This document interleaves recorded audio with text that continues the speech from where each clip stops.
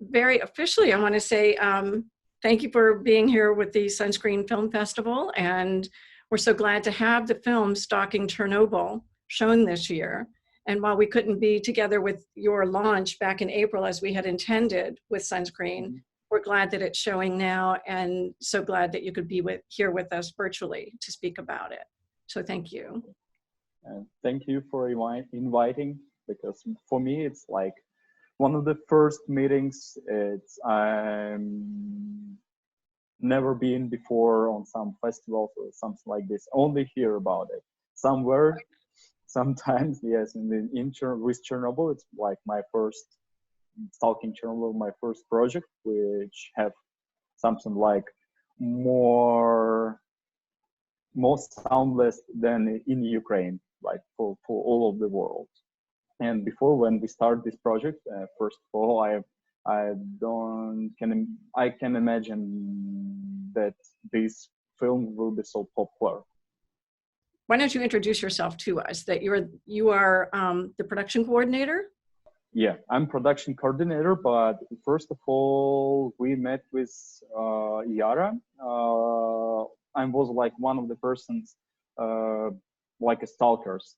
Some of my friends sent me an email that there is a group of journalists looking for stalker and looking for guide.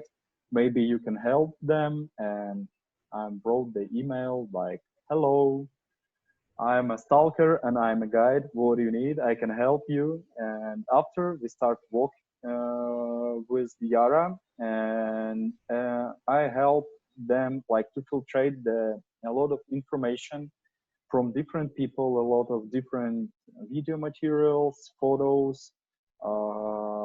We filtrated for special. We're looking for who made this photo, where it was made, and help them with production, everything what was connected with the video and photos, and sometimes with some connections, because Yara wanted to invite a lot of stalkers, tour operators, liquidators, and one of my biggest and hardest tasks was to found the connections with them, like found their personal number, found their email, and wrote them like, hello, we have a project, we want to work with you, or getting 5-10 minutes interview from you.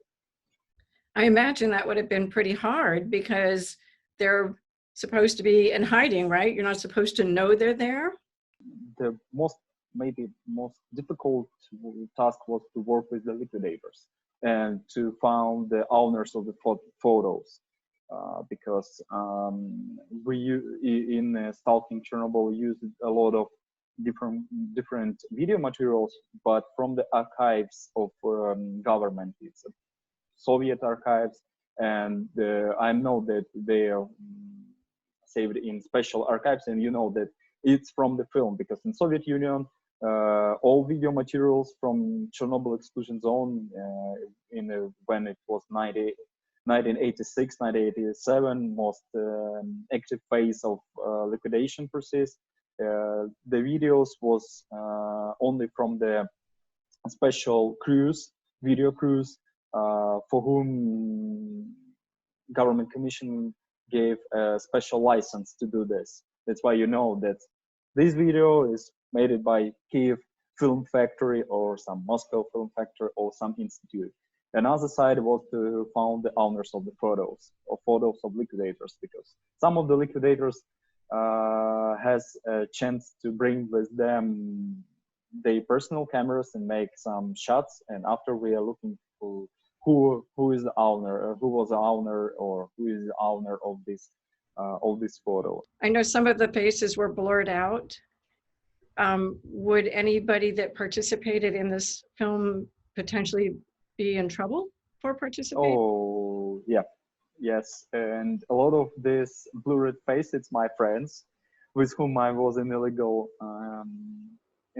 tours, in illegal trips, and I'm asked them like, I can use your photo with you, on the film. They said, no, please don't. You can use the shots, but please blur my face. I don't want have a problem.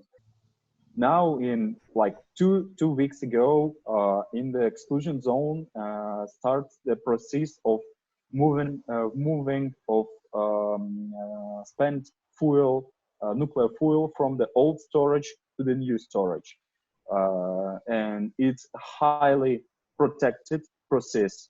And now I'm read this personal chats of the stalkers, and a lot of them who visited during this period exclusion zone illegally said that there are a lot of guard now, and you need to hide everywhere because it's for them that's a problem.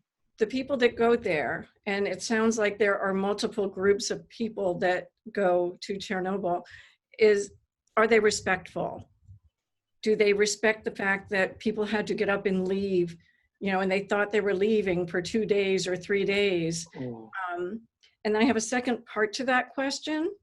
Has anybody come to you or whether it's stalkers or other people, and say, hey, listen, my family was there, we had to leave, can you go get some of our stuff? Or has it been looted? Is it, I know you said there's been some looting. About respectful. When I'm first time was invited to this group of first stalkers, it was the group like 25 men. It was 10 years ago, 25, no more. It was the really close community. We know each other. We know when the group start. Like we are exploring. It was the first 3 years when you're especially enjoying this process of exploring, looking for a new roads. And 10 years ago, respectful was really high. When we found something like some males make a shots, try to find these persons on special list books with the address and say them hello, I found your mail, I can I made a photo, I can send it to you. I'm knowing the girl stalker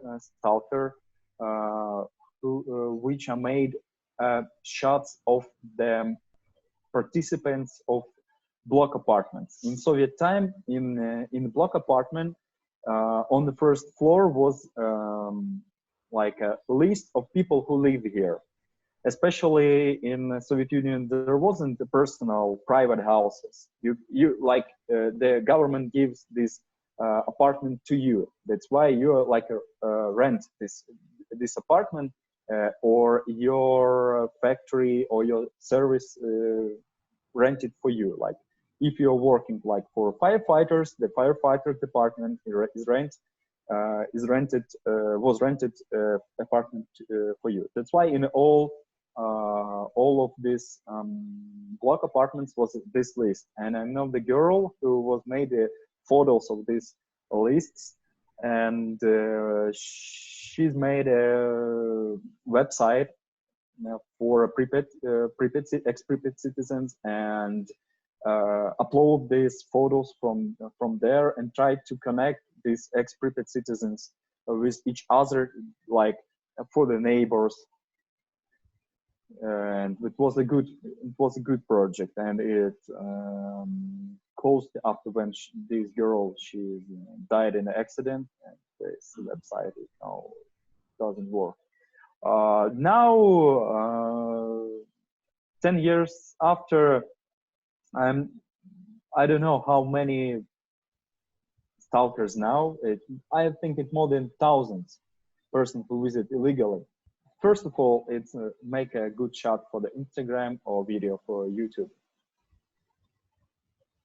Nothing special for the respectful. I am not so often hearing this from the tourists, official tourists. For them, it's a good decoration of abandoned world. And I know these persons who remember 1986. for them it's a tragedy. They remember what happened in Soviet time, in the Soviet Union, when children was evacuated. Everything was like, everybody understand that something happened, really happened, the catastrophe.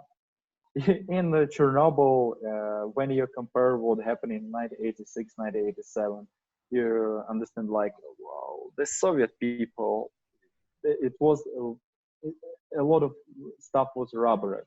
It was contaminated and was potentially dangerous for the people, but these liquidators stolen this stuff from the zone, sold it on the markets in the Kiev, on other countries. It was because in Soviet time it was difficult to buy something. I know the guys who stolen like these TVs, books, carpets from the Pripyat and sold them on the market or present for their neighbors or their friends. Wow. It's a shock, but for them it was a. The buyers know what they're getting? Do they know that they have something contaminated? Yeah, but when you have a chance to buy this TV, new TV, not from the shop named Berezka for 800 rubles, when you're waiting for this TV for 3, 5, 10 months in the queue, when you have a chance to buy this TV for 300 rubles, now it's like here, okay, I will check it, I will decontaminate it. This guy said that it's everything is okay. Don't you need to be worried about it. I just want to say thank you for taking the time to speak with us. We're so glad that you and Yara were here for the festival with Stalking Chernobyl, and we hope to see you guys at another Sunscreen Film Festival. Okay. Bye-bye. Okay. Goodbye.